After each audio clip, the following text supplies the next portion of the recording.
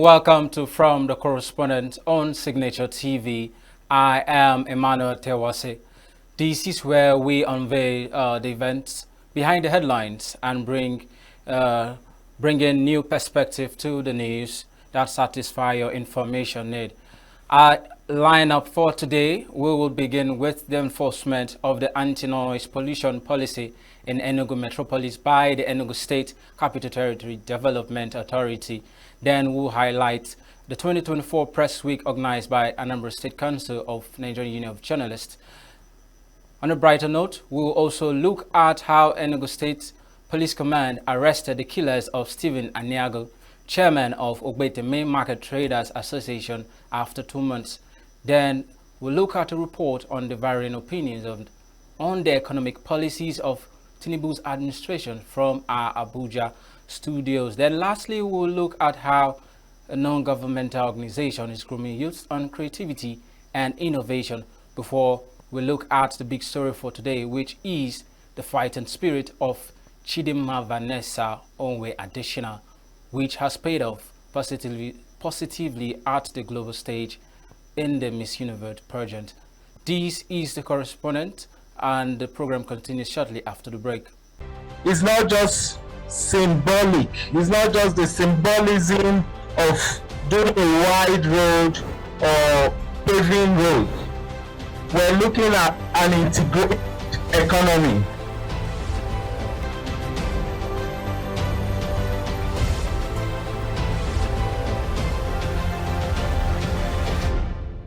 The Enugu State Capital Territory Development Authority, ECTDA, says it will crack down on those who flaunt the anti-noise pollution policy in the metropolis after its deadline of November 15, 2024. Let's take a look at that report done by Chidinma Ikebona. The formulation of an anti-noise pollution policy by the state government through the Capital Territory Development Authority is set to combat the long-identified threats posed by noise pollution to human health. The implementation of the policy, which is due to commence from the 15th November 2024, will see to the removal of outdoor loudspeakers, generators, and other noise-generating devices in churches, mosques, bars, or clubs, especially within the residential areas. This bold step by the government to curb noise pollution in Enugu has sparked mixed reactions from residents, with some seeing the implementation as almost impossible. They can try what rights, but I don't think it can be achieved. Because when it comes to noise pollution, it's there already. It's there already. It can be stopped. If we know that most people sleep at night, you cut the noise or the music only for the daytime, because the daytime is usually for business. You use the daytime for some of these things. Then night you reduce it or you leave it totally for people's rest and all. Others applaud the government's decision, but plead for a more compassionate approach. Noise pollution is one of the problems in Enugu because religious areas, clubs, bars tend to build in residential areas. So I think to regulate it, we need to move them out of residential areas and put them in areas where people do not live that much for them to be able to play music, and also incubate the use of samples and the rest for clubs and entertainment places. Basically, this is the first. I will applaud the government of Enugu State for this initiative. This is in Nigeria generally. This is like the first time in a state where people come out and say they want to combat, go fight a war against noise pollution. This is basically the first place now that I'm actually seeing it. And you're not combating corruption, you're not trying to fix one or two major things, you're going down to noise, which is applaudable. But I feel that generally, I think if the rate of noise in Enugu State, speakers and everything, is reduced, I think it's for the betterment of everybody, not just for the rich alone. I mean, it's a change of culture. That is pure Western culture, and I think it's for the betterment of everybody. It's for the betterment of everybody. Some bar owners appeal for reduction in the noise level rather than an outright ban on playing music at such joints. It's a very good one, but they should allow us to play, but at a minimized volume. You know, there's no way you can run a bar without the music. You understand? But it should be moderate. Some are very lousy. Do you understand? Some bars their music is always very high. So depending on the location. For me, it's a no-no. You understand? Because this is a bar. You understand? Where people come and relax and maybe have fun and stuff. So I'm of the opinion because for me, I don't like noise. You understand either. So I'm of the opinion that we can go by a low tone. According to the executive chairman, Enugu State Capital Territory Development Authority, Uchanya, the policy aims at promoting a more peaceful and healthy environment for residents and to showcase Enugu as the right destination for tourism and business. We are encouraging people to embrace the culture of acoustics. In layman's language, we say, make the place soundproof so that you can do your business and your neighbors can have their deserved rest. This is very important because I have over 1,000 commendations from residents of Enugu since we held our first public hearing, putting the residents on notice that help is on the way. The policy, if maintained, will promote a healthier environment and improve the quality of life for all residents. Chinemerem Ikebunam, Signature TV News. And down to Anambra, security situation in Nigeria, particularly in the southeast, takes the center stage on the table of discuss at the 2024 Press Week organized by the Anambra State Council of Nigerian Union of Journalists. Key speakers and government officials voiced out their divergent opinions in addressing the issue of insecurity in the southeast and Nigeria at large. Ndu Opaleze was there and announced that report. The 2024 Press Week, held at the Godwin Ezemo International Press Center in Awka, was truly a historic event. It successfully blended the recognition of civic contributions with a call for journalists to embrace innovative and solution-based reporting in the midst of changing security and economic situations. The theme of the event, the media and trajectories for Anambra State's future in a dwindling economy, was thoughtfully explored by the variety of speakers. Monde Asibogun, a seasoned public relations practitioner, delivered a keynote address that highlighted the media's crucial role in driving sustainable solutions despite facing security and other challenges. Media not only influences economic outcomes, but also shapes social behavior that can lead to economic improvements. For example, by promoting positive narratives around entrepreneurships and sustainable practices, media can inspire individuals to engage in economic activities that contribute to overall development. Additionally, the rise of new media platforms has transformed traditional communications dynamics. Anambra Information Commissioner Law Mefo acknowledged the state's improving security and emphasized the media's role in creating a livable and prosperous society. I believe that is appreciation of the security situation in Anambra State is a bit exaggerated. Yes, there is insecurity in Anambra, as you have in many states of the southeast and Nigeria at large. But for one to refer to Anambra State as the Zambeza of the southeast is a bit putting it too far. It is not and can never be. Shared by Professor Stella Okunna. The economy almost all over the nation is in shambles, getting worse. Unemployment, poverty, all infringing on the goodness of the economy. And we have chosen this year to talk about this and find solutions and see what can be done. One of the most fundamental roles of the media is surveillance. You know what that means? The media will normally survey the environment, look at every aspect of life in an environment. There are other roles. The media are powerful. The 2024 Press Week also included the NUJ Awards and Prizes ceremony. This event focused on recognizing individuals who have made significant impacts on society. Honorees included Mrs. Nonye Soludo, Professor Chinedu Umadi, Igwe Makantoni Okonkwo Ofalo, and Mr. Oliver Okenna.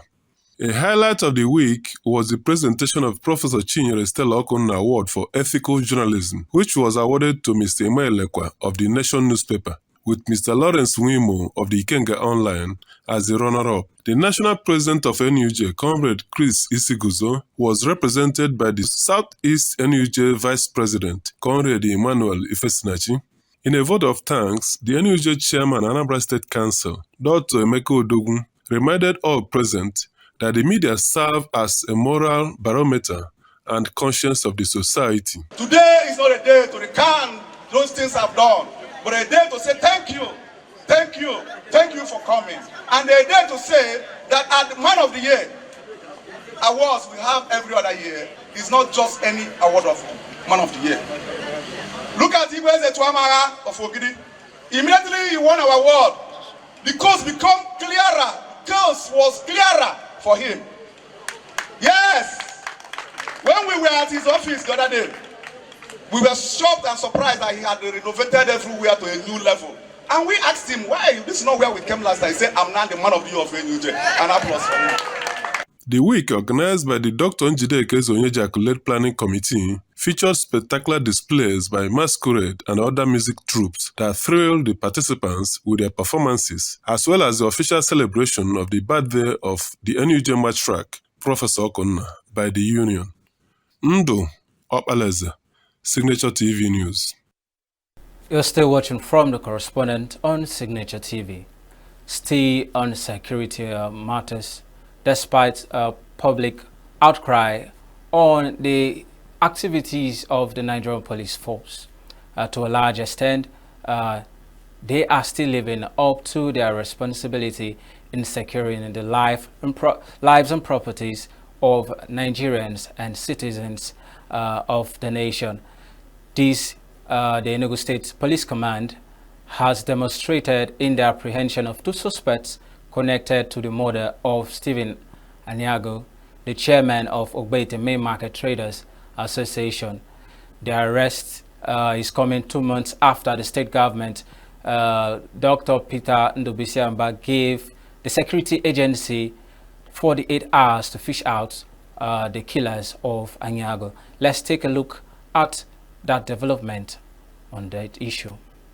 The suspects are Chukwudi Abochi, age 28, who hails from Anike in Ikwo local government area of Ebonyi State, and Innocent Ani, a driver from Isigwe Ubahwa in Nkanon East local government area. They were arrested on November 8th and 9th, 2024. According to the police public relations officer Daniel Ndukwe, the suspects were apprehended through diligent intelligence and collaborative efforts between the anti-robbery section of the state CID and the anti-kidnapping tactical squad.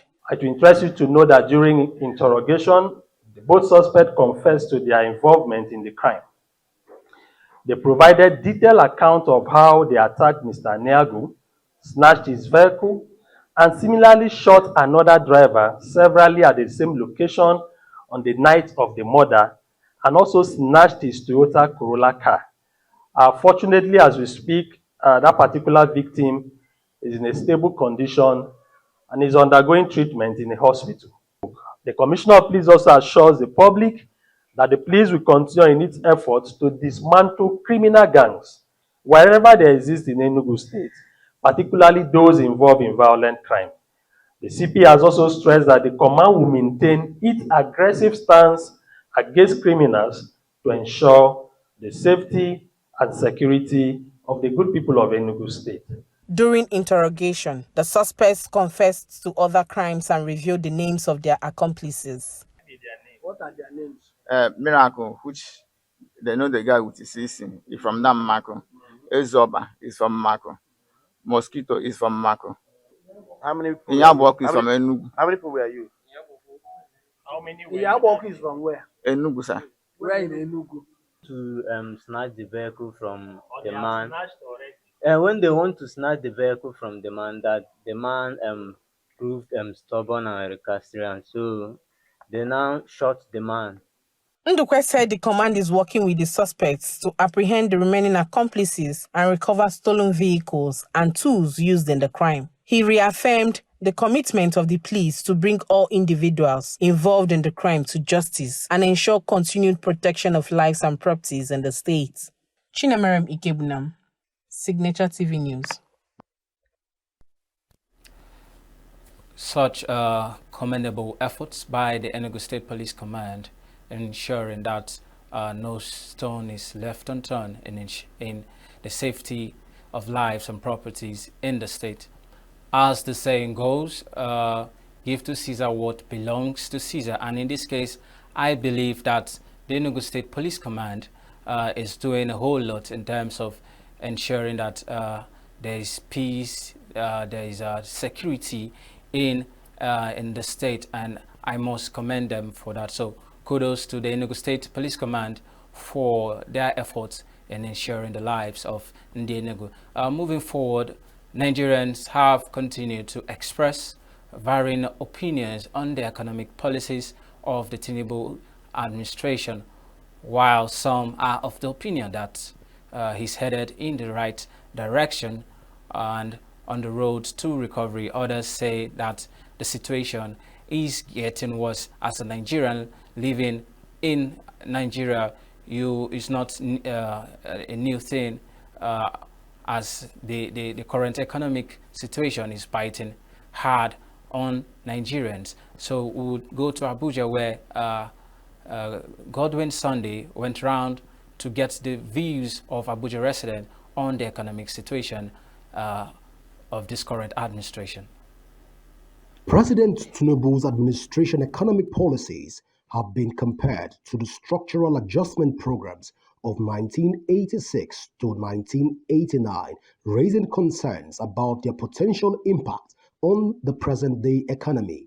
In a recent national broadcast, President Tinubu addressed the nation, explaining the reasons behind its policies measures to combat economic challenges. But what do Nigerians think about these policies? It's on this premise that Signature Television took to the streets to find out what Nigerians think about President Bola Ahmed Tinubu's economy reality, especially as it affects the average Nigerian. Honestly, I'm highly disappointed personally.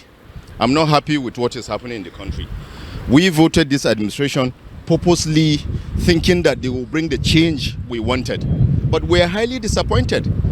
Look at the way the economy is going. Things are skyrocketing every minute that passes by. You understand my point? Every minute that passes by, price of goods and services is skyrocketing. Things are not affordable. So we like I said earlier, I am highly disappointed. We have lost confidence in this administration. I'm telling you the truth. In every perspective, you discover that the prices of things is so high, and we are pleading with the Nigerian government, at least they should try to control the price in the market so that the common man can afford it. That is what I see. I don't want to talk about the system, but I'm praying that the Lord will help our leaders to look into the poor masses who could not pay rent, could not go to the market to buy things, and those who are having 6, 7 children.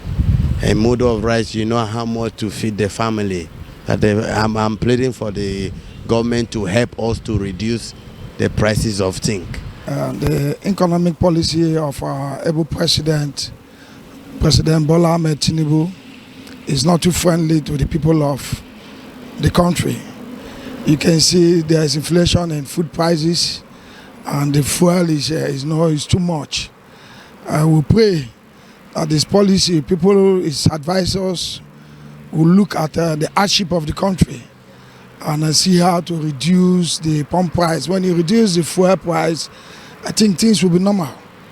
Although the government has good intention, because when the government came in, many people thought, yeah, the government will really fix the economy of the country. What is happening in the system, I want to tell you truly, that is the sabotage. There's a certain group of Nigerians that have felt that Tinubu's government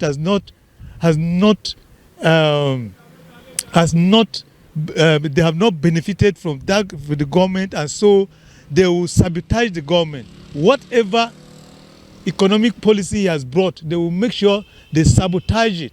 That is exactly what is happening in this country. Generally, the policy of the government at the moment, and as a nation, we are not ready for that, because it's a country where all things to be in place. That is the only way we can be able to achieve their dream. Because if you look at the tax policy at the moment, the governors are against it. I'm sure they've studied critically, and as a nation at the moment, I don't think that tax will be of any good benefit at the moment. It can be suspended and still be looked into generally as well.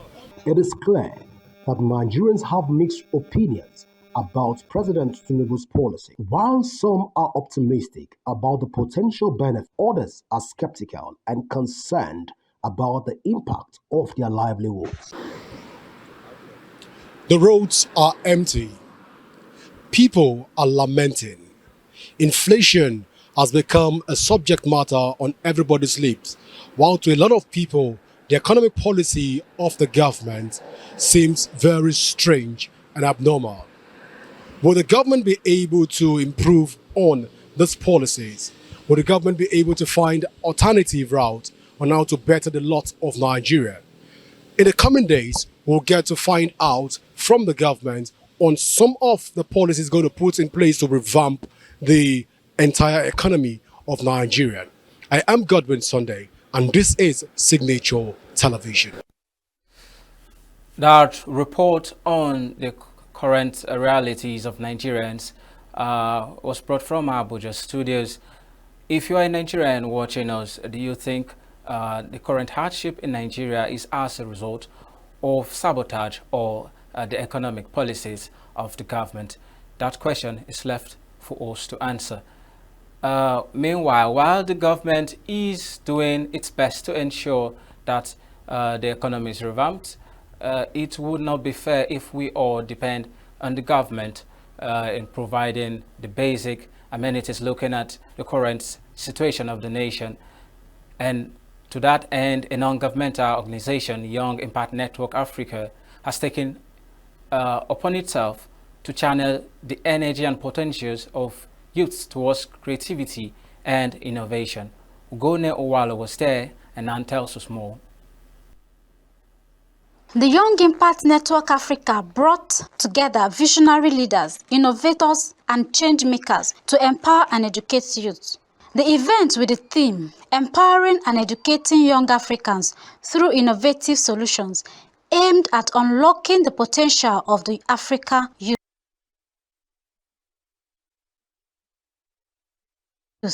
The event had in attendance students from various schools in Enugu State.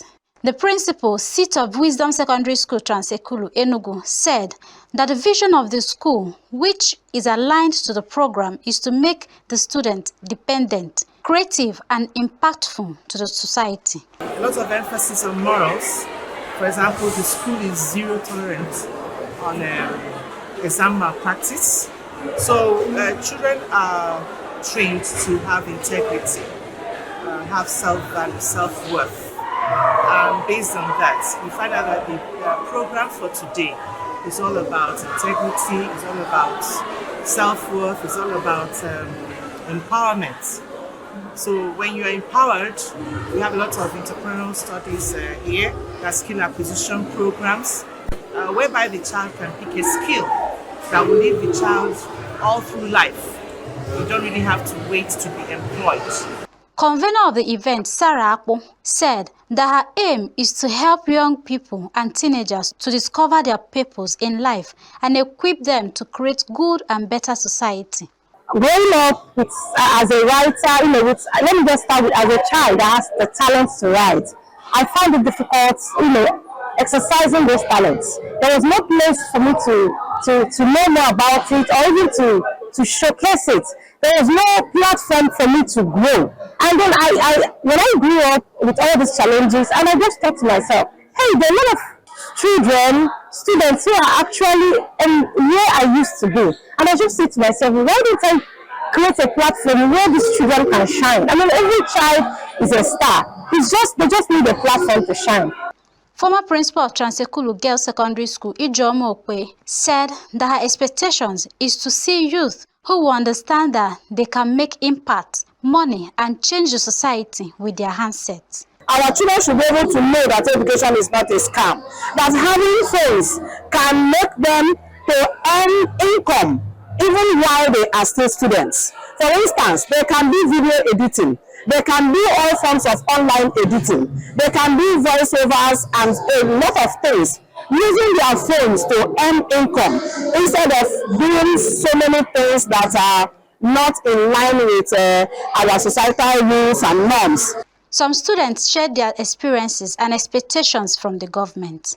My favorite part of the program was the spoken word. I learned new things from the topics, empowerment, and I'm happy I learned those things. Where the government should help and assist this program is by providing more equipped teachers and providing more healthy environment for educational centers. And for us, the students, they should provide more job opportunities for those graduating from the universities.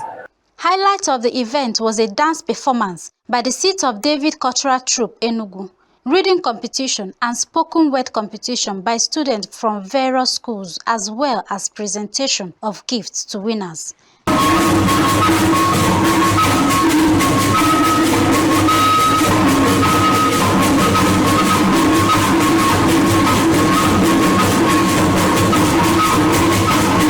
Ugonno Owalo, reporting for Signature TV. The need to imbibe innovative skills in this current dispensation cannot be overemphasized, looking at the economic situation and the globalization of the world. Innovative ideas are trooping in daily, the use of AI and the rest. So there is a need for us to begin to think towards that direction of information communication and technology, ICT. Our big story comes up next, and it is on Chidinma Onwe, who against all odds pressed on to bring dignity and honor to Nigeria and Africa at large. This story is very special to me as a Nigerian, of course to you, because we all saw what transpired all through her journey to where she is. She emerged as the first runner-up in the Miss World pageant. So let's take a quick break. The correspondent continues.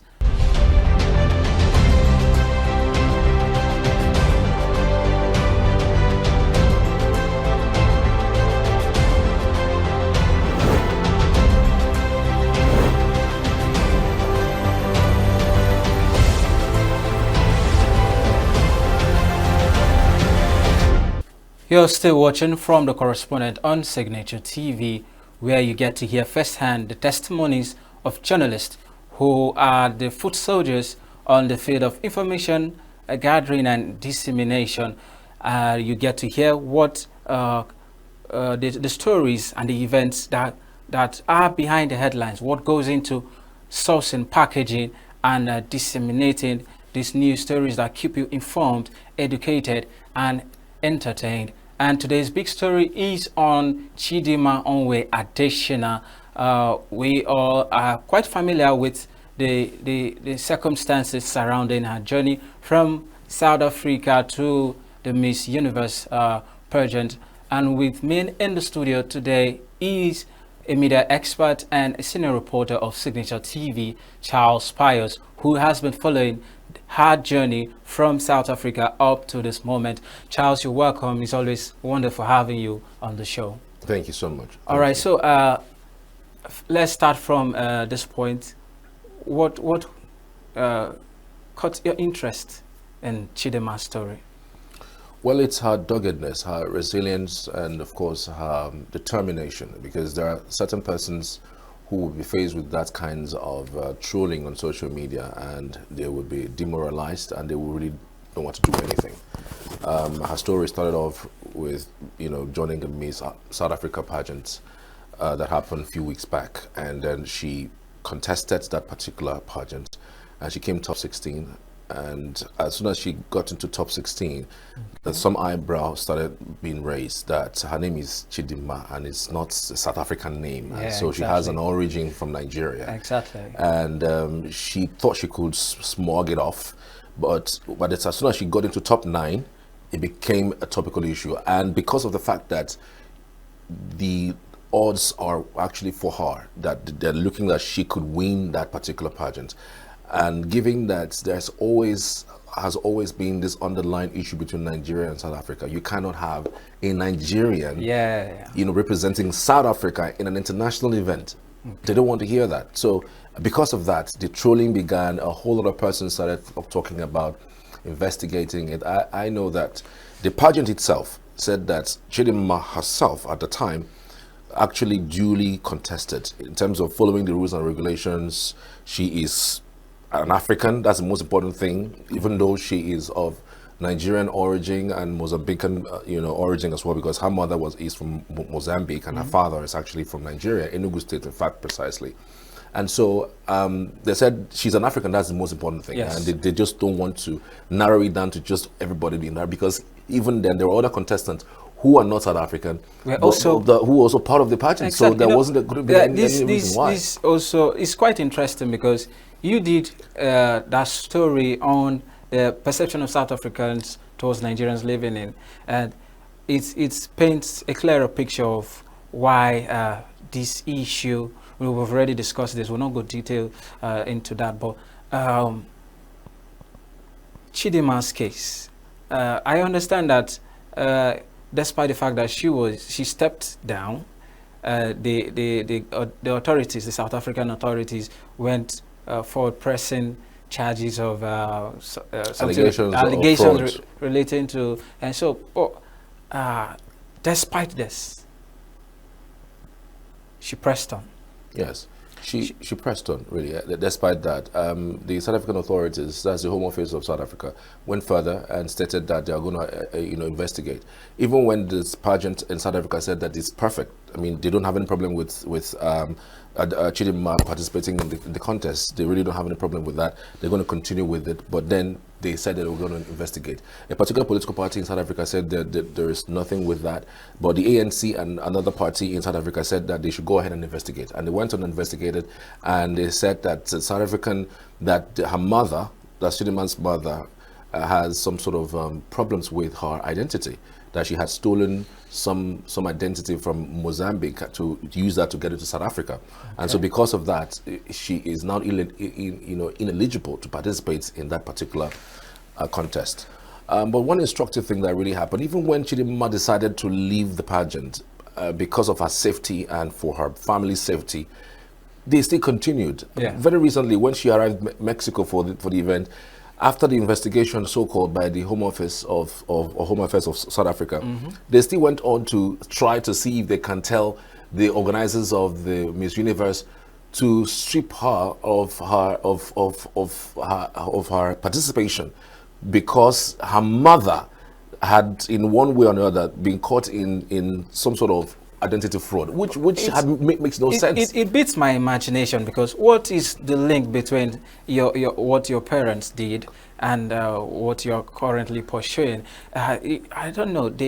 I don't want to call it hate, but the bad blood between Nigerians and South Africans is so unimaginable, and one would ever wonder if this will one day come to a common ground with our brothers in South Africa. But let's take a look at this report so that we understand the journey of Chidinma and So far, so good, as she emerged as the first runner-up in the Miss Universe pageant.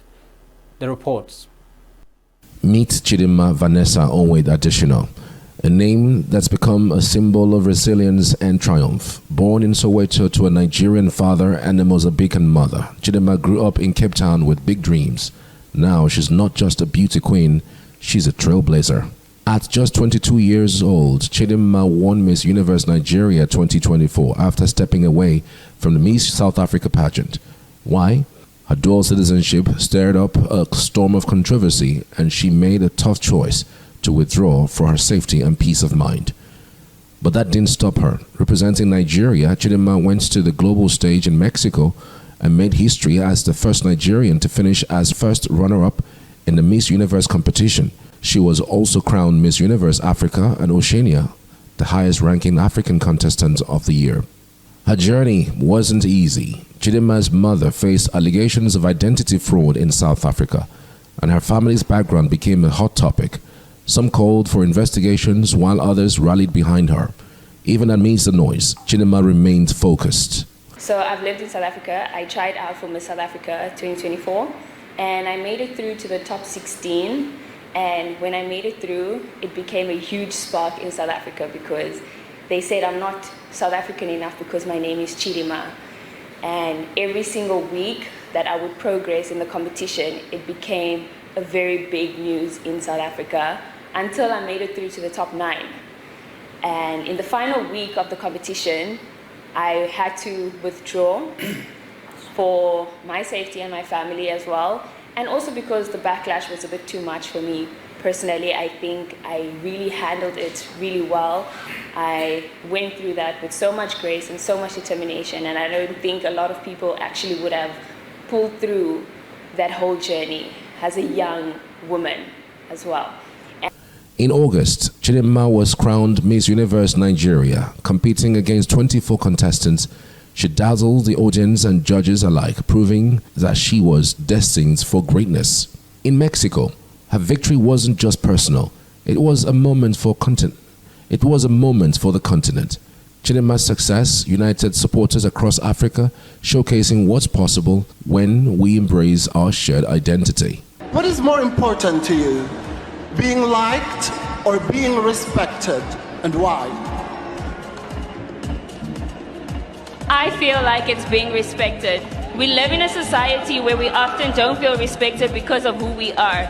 And I feel like when you respect yourself, you respect others around you. And respect is really important. Her story is one of courage, resilience, and grace under pressure.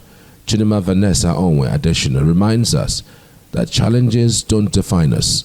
It's how we rise above them that truly matters. She's only just getting started.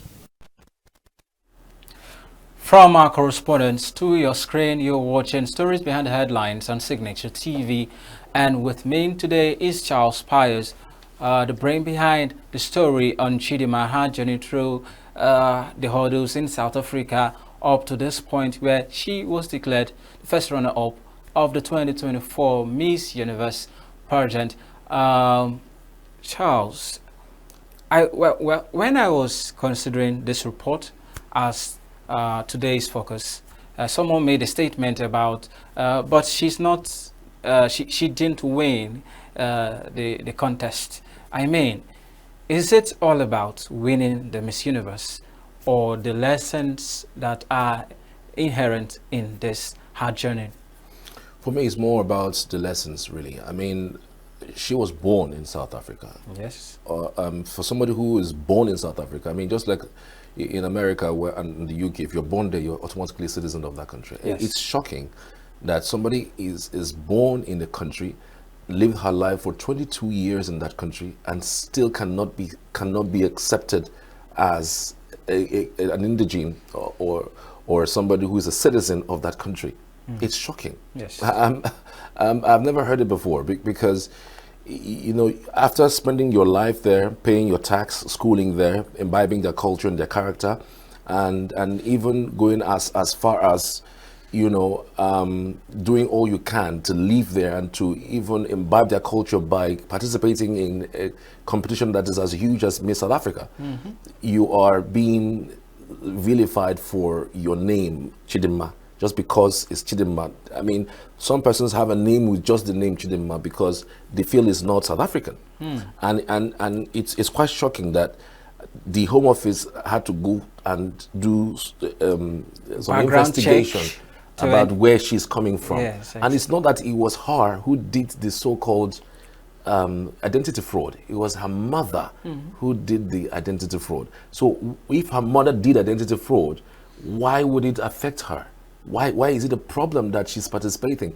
You know, but down to your question about whether it is the competition itself, the winning the competition, or maybe your resilience as a person, I think it's more of being a resilient person, because there are people who would be in that level, be in that stage, having been trolled. Did you know what they told her online? The trauma she must have gone through, the adversity she must have gone through, and at the end of the day, she was able to carry herself out and then come down to Nigeria. Even in Nigeria, there are people who, though they had this heartfelt emotion towards her about what she has faced in South Africa, they also didn't like that she won, because it felt like something that's scripted.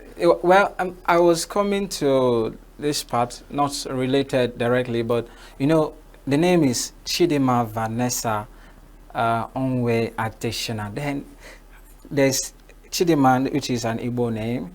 Then there's Adetshina, which sounds like a name from the West. Well, I don't know. Do you have any?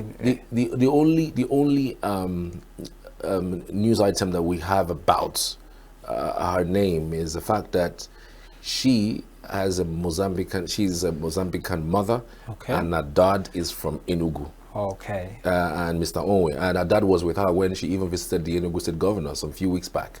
So I don't know where Adetshina came from, but again, I'm sure that she's going to answer the question sometime a little later, because she's going to visit the Enugu State government, and I'm sure that we're going to ask her that question: how did Adetshina show up? But again, I don't practically think that it's all about names now. For me, it's about the individual, the person, what you are, what you represent. We're talking about the building of culture, building of making Africa a one nation. A situation where you wouldn't have to have a cultural barrier between you and I. You are a Ghanaian, I am a Nigerian. Okay, it stops there, but it doesn't stop us from participating in any of our culture, as long as I've been able to obtain my citizenship from your country. I mean, it still pains me that we still have these issues. Even within the African continent, we still have countries that you find it difficult to go into because of visa problems. You still have visa restrictions between Nigeria and South Africa, South Africa into Nigeria. Not only South Africa, other African countries. Yes. And something you would never see in Europe, something you would never see in North America, not something you never see in South America. I mean, if you are a South American, if you are a Canadian, it's a stone throw. You walk into the United States. If you are a Mexican, you walk into Brazil. I mean, it's that easy. There's no visa restrictions that's so tight knitted that stops me from doing business. Before I start, I'll think of doing business with South Africa. I'll think of, first of all, going through the hurdle of going through the hurdle of skating through the visa problems that I actually have. And even when we were going for South Africa for that leg of the MTN sponsor program, we also had issues with some of our participants. They had to go over it again to reapply in order to get them out, to get the visas corrected. So we still have those teething problems, which is inimical to our growth and development. So this is not just about Chidinma, but it's again, on one hand, about resilience, and not just because of a competition that she has gone through, but in our various lives, in different aspects of our life, how we can apply some of these issues, some of the resilience and determination that Chidinma has shown in competition like this, and apply in our personal lives, in different strata, in education, in sport, and everything I thought that we are into, that one single rejection should not define our future. Yes. All right, Chidinma's story is quite an inspiring story for me personally, because as a young person living in Nigeria, looking at, in fact, for being in Nigeria alone is quite is stressful. You have to fend for yourself, what to eat, the economy, people taunting you, and a lot of things. You understand? So, having passed through these hurdles and achieved this great feat is quite commendable, and it's a story that every Nigerian, every young Nigerian should pick a lesson or two from, particularly as it regards to persistence, perseverance, and focusing on the germane issues of life, your goal, where you want to be in the next so years, and all of that. So that's what I pick from this Chidinma story. It's been a wonderful time with you on this segment. Anytime I have you, I just feel like talking and talking and talking, but time would not allow us to continue. And I hope you enjoyed yourself as I did. Chidinma, I believe, would visit Enugu again, and it will be an elaborate homecoming for our dear Chidinma, who emerged the first runner-up in the 2024 Miss Universe pageant. And with me in the studio has been Charles Pius, who followed Chidinma's story right from where it started in South Africa up to this glorious moment. And that is the much we can take for this segment of From the Correspondent. It's been a pleasure with Charles Pius and, of course, you, viewer. Until we come your way next week, I am Emmanuel Tewasi. Have a lovely day ahead.